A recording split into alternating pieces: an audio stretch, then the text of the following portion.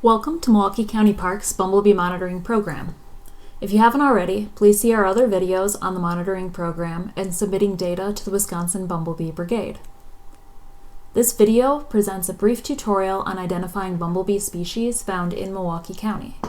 This is basically a crash course that covers major tips on bumblebee identification, but is in no way comprehensive. And thank you to the Wisconsin Bumblebee Brigade, which has organized and developed the resources for IDing bumblebees and verifies all the photo submissions. Being familiar with basic anatomy is key to identifying bumblebees. Bees are divided into three segments: the head, the thorax, and the abdomen. For the head, the color of the face and the vertex can be crucial to identifying bumblebee species. And sometimes the size of the eyes can come in handy too for specific species ID. The thorax is the middle section of the bee, and this is where the legs and wings attach. Look at the coloration and pattern of the thorax to help identify species. The abdomen is divided into segments called terga, so these different T segments here. Workers, which are females, have 6 terga or T segments, with the final one coming to a point. And males have 7 of these T segments, with the final one being more rounded. You can see that a little bit in this photo here. Looking at the different colors on these T segments is often the first things observers will cue into to distinguish between different bumblebee species. So you can see the tricolored bumblebee pictured here. It's easily identified by the deep orange color on T2 and T3. The diagram to the left shows in detail the differences between male and female bumblebees. Males have one more abdominal segment than females, and they also have an additional antennal segment. Usually doesn't come in too handy for the type of photo IDs that we do here, but you never know. You can see the difference in the leg shape between males and females as well. Females are going to have this pollen basket or corbicula, so it's going to be this slightly concave area that is used to carry and transport pollen back to the nest. And you can note how it juts out a little bit, unlike the male leg here, which is a little narrower and more rounded. Then we've got the size guide to the right here. It's specifically for the rusty patch bumblebee, so not all bumblebees fit these size specifications, but it illustrates how for all species the queens are going to be larger than the workers and the drones. Here are some close-ups to show you the presence or absence of pollen baskets. The bee to the left is a drone or male, so you can see that he doesn't have a pollen basket on his hind leg. And I also want to mention that cuckoo bumblebees are different species of bumblebees that also lack pollen baskets. They are a special type of bumblebee that act as nest parasites, and so they have no need to gather their own pollen to bring back to the nest. The middle bee is a worker, and she's just starting to gather pollen. You can see the little bits of accumulation of yellow pollen on the basket there. And you can also see the subtle but distinct shape of that pollen basket. And the bee to the right is clearly a worker. She's carrying full pollen load in her baskets. So here are some species that you should try not to get fooled by that can look similar to bumblebees or can even go masquerading as them. Honeybees are generally going to be thinner looking than bumblebees and have less hair. Carpenter bees are going to have this really shiny abdomen, and that's the best way to distinguish them from bumblebees. Even though wasps may have the same characteristic black and yellow striping as bumblebees, you can cue into that trademark wasp waist to identify these, and also note the lack of thick hair. Flies are going to have a single pair of wings instead of 2, and they have large eyes and small antennae. If they sit for you long enough, you may even be able to see them rub their front legs together in that characteristic way shown in this photo here. Mining bees can be a little tricky to tell apart from bumblebees some of the time. The best way is that you can look at their hind leg and you can see that they don't have corbiculae like bumblebees do. They have what's known as scopae. So instead of these concave pollen baskets, they have these long hairs as their structures to collect pollen. Let's compare and contrast some of the basic features of these bees. To distinguish female and male, we already discussed how you can count the abdominal segments. Look at the thorax patterns. Is there a small black spot like in the brown belt here on the thorax? Is there more of this T shape? There might be a band that extends right to the wing pads, or it might be a little more broad going just to the wing pads. You might have more of a baseball diamond shape in some instances, or perhaps the majority of the thorax is black. Face and vertex coloration are a really solid way of distinguishing between species, as well as between males and females. Probably the first thing that most people cue into in the coloration of the bees is their abdomen. A segment might be a solid color all the way across, or it might have black on the edges with a brownish half circle, as is the case of the brown-belted bumblebee. Some species have different color morphs. So for instance, the red-belted bumblebee has this red color morph, the most easily identifiable, but it's also got a dark color morph shown here. And we're going to go into this in more detail coming up. If you want to get really in-depth, some additional features you can look at are face shape or cheek length, eye size, and hair length. If you want to get more information on these characteristics, you can visit the Wisconsin Bumblebee Brigade website and look at the profiles for each species. As of 2019, there have been 10 species of bumblebees documented in Milwaukee County parks. The four most abundant are the common eastern, the red-belted, the brown-belted, and the two-spotted. Also found in our park system is the rusty patch, the yellow, the half-black, the black and gold, the lemon cuckoo, and we did have a single instance in 2018 of the northern amber being found in our park system. So now we'll cover each species individually, and for each species I'll show you a slide with the female and the male bumblebee, as well as a photo of that species. And then in the next slide I'll show you similar looking species for that bumblebee. For the common eastern, the first abdominal segment, T1, is going to be yellow, with the rest of them being all black.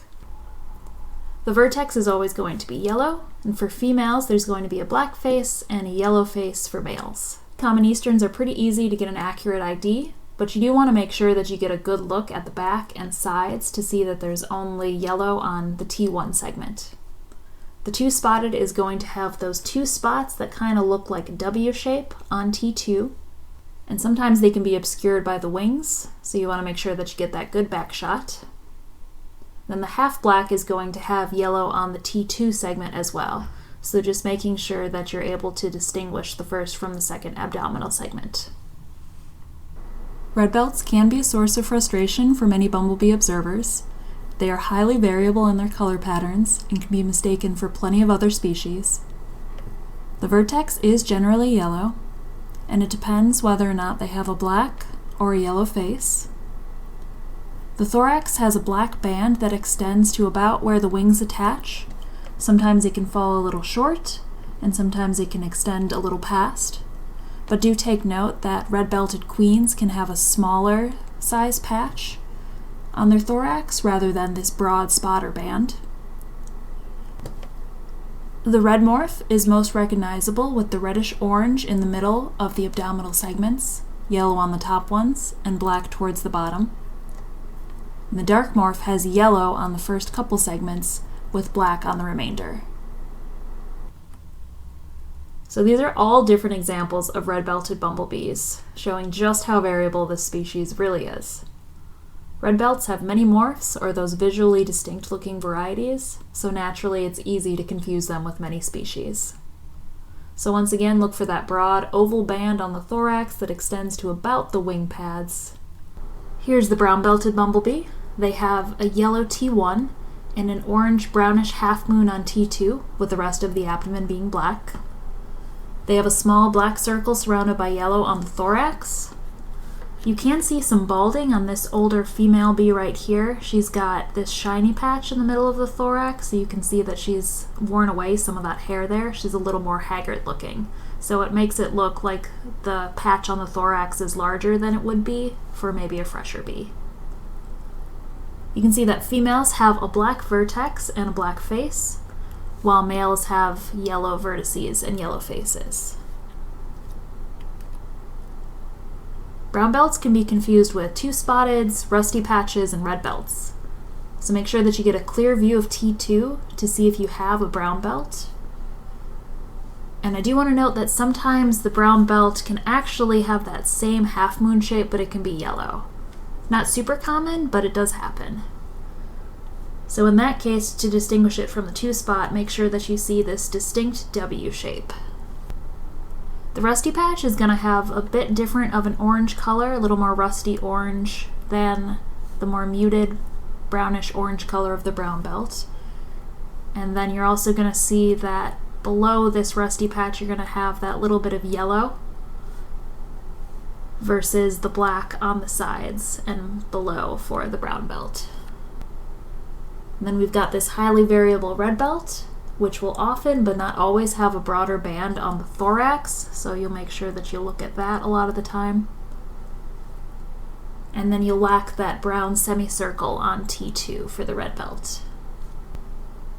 Here's the two-spotted bumblebee. They have a fully yellow T1 and a black T2 with two yellow spots on it, forming this W shape. Two spots are going to have a yellow vertex, with females having a black face and males a yellow one. The two-spot can be confused with the common eastern and brown-belted if you don't get a good look at T2, so do your best to capture an image of that. And I do have this picture of a queen two-spot here, just to show that sometimes the W can be a little more subtle on certain bees rather than others.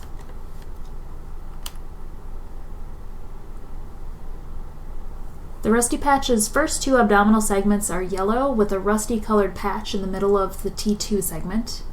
Females have a black vertex and face, and males have a yellow vertex and a black face. And queens are similar to workers, but they don't have the rusty patch, with the T2 being completely yellow instead. The rusty patch can be confused with brown belts and half blacks, so look for subtle differences in color between the rusty patch and the brown belt, and that shape of that half moon. Do the same color check on the T2 to distinguish the rusty patch from the half black, and keep in mind that those rusty patch queens lack the iconic rusty patch, and so they can be mistaken for half-black bumblebees if you don't look carefully. So what you want to look for is that yellow vertex of the half-black to set it apart from the rusty patch queen. Yellow bumblebees have mainly yellow abdominal segments with only the bottom couple being black, and the thorax has a wide black band across it. Males and females both have black vertices and black faces. Yellows can be confused with American, northern ambers, and occasionally red-belteds. Certain morphs of red belts have yellow extending far down the abdomen, like the yellow bumblebee, but notice how the red belt has these intermixed black and yellow hairs that can set it apart from the solidly yellow hairs of the yellow bumblebee. The American bumblebee is going to have a bigger black patch on the thorax than the yellow bumblebee, and the T1 is not going to be fully yellow. And for the northern amber, you're going to look at the yellow vertex and face. And also keep in mind that in Milwaukee County Parks, we only had that single observation in 2018. This really is more of a northern species that we don't get here that often. Half-blacks are generally smaller bumblebees with a completely yellow T1 and T2. They have a small black spot on the thorax, and the vertex is yellow, with females having a black face and males a yellow one.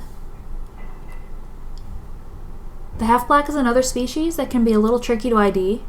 It can be confused with the red-belted, rusty patch queens, and the aptly named confusing bumblebee.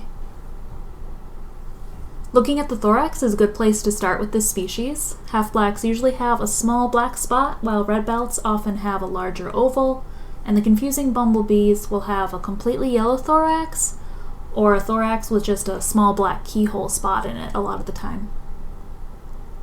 The hair of the confusing bumblebee is often an amber yellow, which distinguishes it from the half black some of the time, which is more of a standard yellow, or maybe you'd say more of a canary yellow. And once again, we don't have documentation of any confusing bumblebees in the park system, but we would love to find some. Black and golds are larger bumblebees with black wings. They have yellow T2 and T3 segments. Sometimes the T1 segment can be part yellow and part black, with the remainder of the segments being black. They have large black bands along the thorax. And females will have a black face and males yellow, with both having a yellow vertex. And then note the enlarged eyes on the male of this species. Black and golds can be confused with the American bumblebee, another species that we don't have documentation of in the park system, but we're keeping our fingers crossed. You're able to differentiate the black and gold by its yellow vertex. Lemon cuckoos have a yellow vertex and black face for males and females. Females will have a fully yellow thorax, or just a small black dot on it, and a mostly black abdomen with a yellow band midway down. And female cuckoo bumblebees will not have pollen baskets. Males have a black spot or patch on their thorax that can sometimes look like a baseball diamond shape. And T1 through T3 are yellow or intermixed yellow-black, with the remaining segments being all black. Male lemon cuckoos can be confused with red belts and half-blacks. Lemon cuckoo males don't have the enlarged eyes that red belts have, so that can be a good distinguishing feature. To distinguish male lemon cuckoos from half-blacks, look for the black face of the lemon cuckoo. Northern ambers for males and females will have a yellow face and a yellow vertex. They'll have a broad black band along the thorax, and the majority of their abdominal segments will be yellow, with the bottom couple or few being black. Look for the yellow face and vertex to distinguish this species from the American and yellow bumblebees. The American bumblebee is a species that's in decline. We haven't found it in any of our park systems, but like I said, we're keeping our fingers crossed. In Wisconsin, this bee is at the northernmost part of its range. American bumblebees have black vertices and faces and a long black band across the thorax. Females have yellow T1 through T3, and males also have yellow T4 and 5s. The American bumblebee can be confused with the black and gold bumblebee, so look for the black vertex on the American to distinguish these species. If you want more ID practice, there are a number of places you can go to. The B3 website is hands down the first place you should check out. Simply click on the Resources tab at the top of their website for a wealth of information. The links next to the blue arrows are quizzes you can take to hone your ID skills. If you join us for the Parks Bumblebee Monitoring Orientation, we will have a practice ID session using photos of bumblebees found within our park system. Bumblebees of North America is a great book I recommend for ID purposes too. They have detailed drawings of the different morphs of each species of bumblebee. And if you're on Facebook, the Wisconsin Bumblebee Observers page can be a good way to practice ID. Once you begin submitting your observations to the B3 website, you can review the comments B3 leaves you. If you enter a species incorrectly, they will helpfully explain to you the details as to why they have changed that species ID. If you have any questions or would like to know more about the Milwaukee County Parks Bumblebee Monitoring Program, please contact parkscomsci@milwaukeecountywisconsin.gov.